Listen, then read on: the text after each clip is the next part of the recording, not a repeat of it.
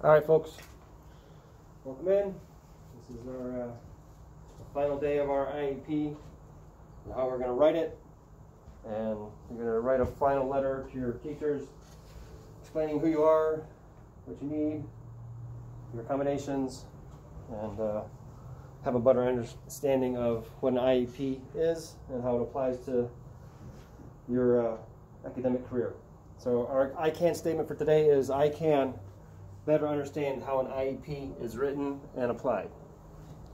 So before we jump into it, let's go over some common terms we've had leading up to this. Who can tell me what an accommodation is? Ethan. Tools to help students go be successful in the process. Okay, so accommodations can be like what? Give me some examples. Devin. Extended time on tests or projects. Perfect. Getting the notes or having an easier note page to fill out. Right, so perfect. Accommodations are something that are set in place that allows each student to have special needs to either get extended time on their tests, take tests with somebody they know, sit in their preferred seat, something of that nature. How about present levels? Remember what present levels is? Present level is what is a term used to describe whether or not a student meets their IEP's goals. Right. So each time during your annual IEP, you set up goals depending on what your needs are in English, communication, behavior, math, whatever it is. So those goals are set in your annual review. By the time your next annual review comes around, we have to know your present levels, whether or not you're reaching those goals. So you may have one goal. Another student may have 3. I've seen as many as 6. Because they have math issues, they have English issues, they have behavior issues, they have communication issues. So depending on the person, there's more and more present levels and goals to reach. One more, let's see if we can think of another term. How about modifications? Anyone know what modifications is? Kevin? A modification is an adjustment to an assignment or on a curriculum to better suit a student's needs. Yeah, so a lot of people think accommodations and modifications are the same. One is more towards accommodations geared toward situations, whereas modifications are specific. They need this exact thing to do well. So there's a list of modifications that we can click on and add to each of the IEPs. So those are some of the terms we need to know heading into the final day of this lesson. The state standard for this is demonstrate improvement in self-awareness skills. So we are the only school that, I believe that's what I've been told anyways, in the district, and maybe even the state, that has kids write their own IEPs.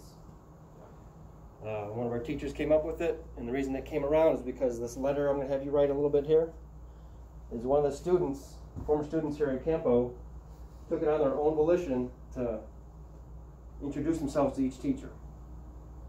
She wanted them to know exactly how she feels when she walks into a class. That's important as a teacher to know a kid who has special needs or is an IEP. When they walk in the room, okay, Ethan needs this, Will needs that, Kevin needs this. All 3 of you have different needs, accommodations, modifications. So this girl, about 5 years ago when we started doing this lesson, wrote a heart-tugging story introducing herself to her teachers, saying, I think she was deaf, or she was blind because she had a service dog. Oh, yeah. Miss Widener told me about it. She was blind, so she wanted the teachers to know exactly what her needs and accommodations were and why she had a dog with her. And she wrote a letter and sent it to a case manager and all her teachers. So one of our teachers thought it would be great to include that in the IEP course. So that's what we're going to do.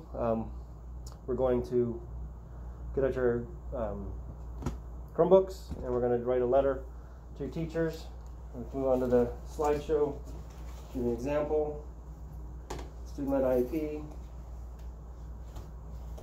So your preference letters. On this, you will conduct a letter in a letter style format to your teachers expressing your strengths, weaknesses, and needs. You may include your accommodations that you would like to have in the classroom.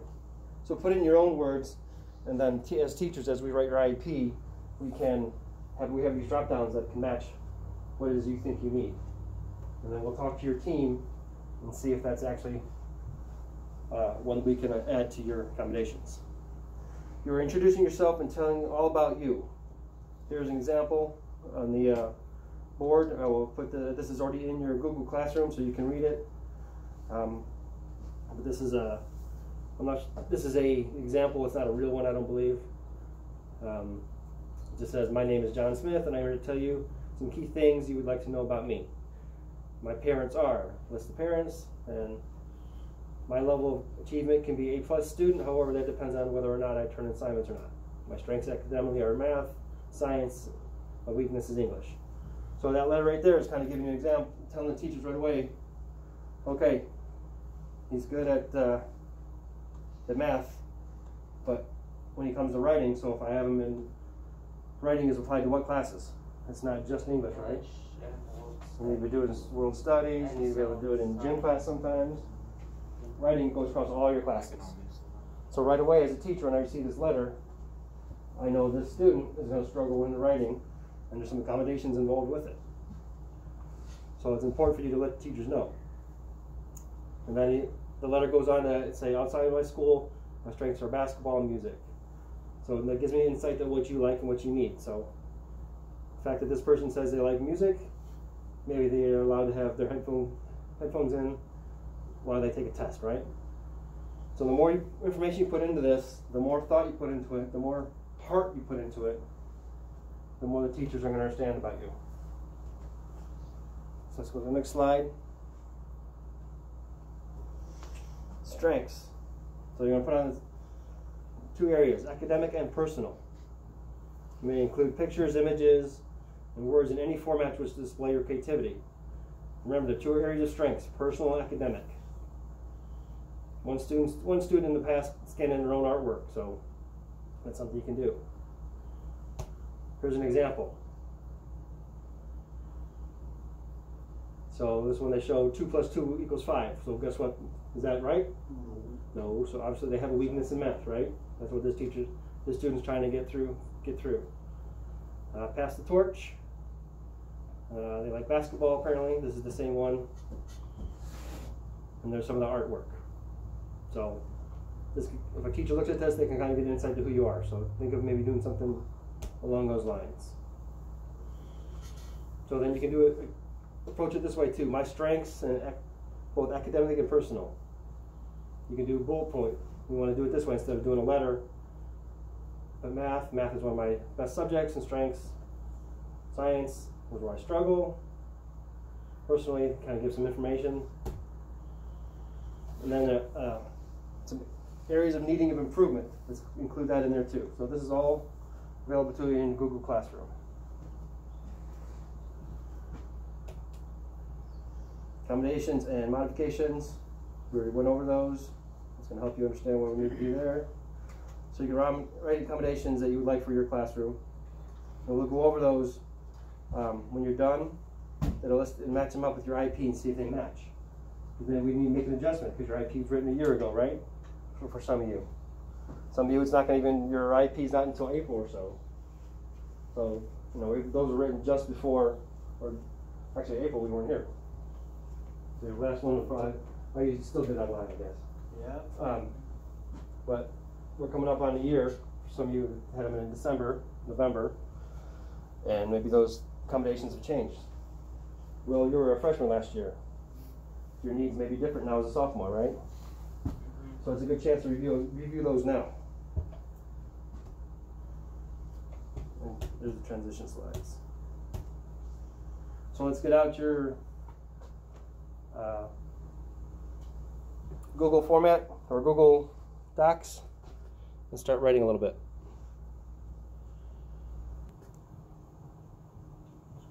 All right, one thing before you start your writing we forgot to mention was services. You guys know what services are? The lot. Go ahead, Will. It's like how many minutes a week that you have to be like working on your IEP stuff. Right. So perfect.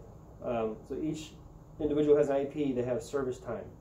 So if you have resource English, where your whole class is dedicated to being in a resource class, then you get a good 20 minutes a day for independent work and working directly on your IEP. If you have a co-taught class, where you're in co-taught bio lab, like I am a co-teacher for, then you're going to get maybe 5 minutes per day from the special ed teacher who's helping you out in that class. So keep that in mind when you go to write the service part of your IEP. We'll come back and then finish him up in a little bit. Okay, time has elapsed a little bit here. You guys had a chance to write your preference letter. Will, can I hear a little bit of yours, how you started out? My name is William Morphy. My parents have always been here to help me when I need it the most. Every year I do as much as I can to get the best grade I can. I try to have a good attitude, but I know I am easily distracted. I will sometimes zone out, and I don't know why this happens. Good. So he was pretty personal right there. He talked about being zoning out, right? That's getting a little bit personal. That's what I wanted to see. Some kids gloss through this. Previous kids I've taught, they don't put something that personal in it. Now I know I have to go in class. There's times where I know he may not be completely focused, that he's zoning out a little bit. That's a perfect thing to put in there. Ethan, what do you got? So I started off my letter by saying, dear teachers, mom and dad. I would like the first, and I address my parents first, and then their names are Bruce and Annette Scarlett. They love me so much, and they care a lot, and they want the best for me. They really want me to graduate high school and move on to bigger things in life. I love them for that. How about how'd you address the teachers?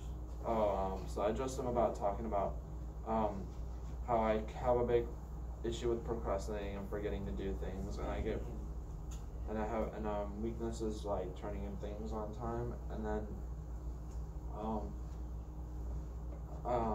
and then I said I will be straight up and honest with not complaining things and not giving excuses. Good. So right there, I received that as a teacher. I know that Ethan has trouble turning things in, completing work. He'll start an assignment and he won't finish it, won't turn it in. So now as a teacher, I know to circle back around to him a lot and say, hey, bud, where's this at? Let's go. Let's finish this, right? Yeah. That's a great thing to know as a teacher, that he's somebody I have to keep on and not just let him do his own thing. Will tends to complete his work. I can just say, hey, here's your assignment. He's going to get it done. With Ethan, I need to circle around and say, hey, bud, where are we at? Where's this at? Get this out. Let's see this. So as a teacher, that's a great thing to have.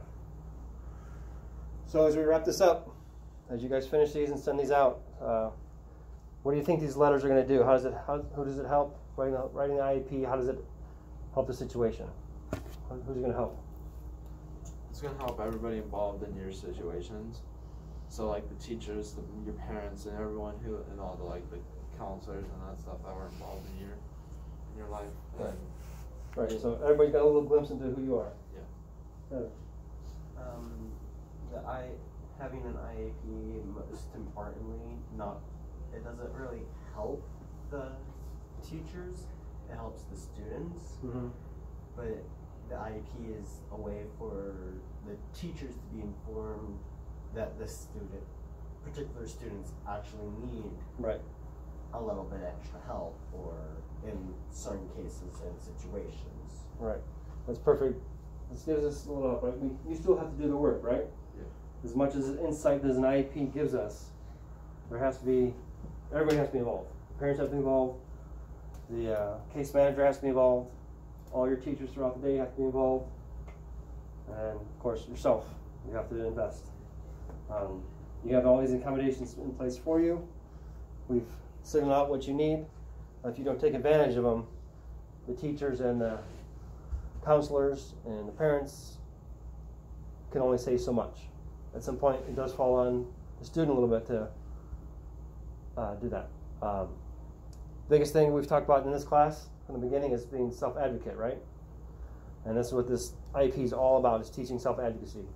If I'm not circling around, like we talked about with Ethan earlier, and he needs extra time, or he needs somebody to stay on top of him, because I have him in this is our CSC class, I know I need to stick on him and say, hey, where's your financial apps? Where's your science class? With Kevin, he pretty much gets his work done, but there's times where he needs to be redirected to stay focused, right? So your IEPs show me that. And I can say as much as I want, but if you don't invest the time as well, then it's a bit of a struggle. So I hope you guys are learning a little bit from this and about the process. Ethan, you're a senior, so this is your last time. You should be getting through this. But with Will, now you know for the next 3 years, counting this year, you have a better idea of what to expect, what's needed, and all that good stuff. So the bell's about to ring, so it's before we do that, let's go back to our I can statement, see if we reached it. I can better understand how an IEP is written and applied. Do you think we achieved that? Yes, sir. So you will be turning these out. We're going to edit these tomorrow and make sure they're supposed to look the way they want to. My background is an English teacher, so we'll clean these up and send them out. And now everybody will have a better understanding of what to expect from each and every one of you.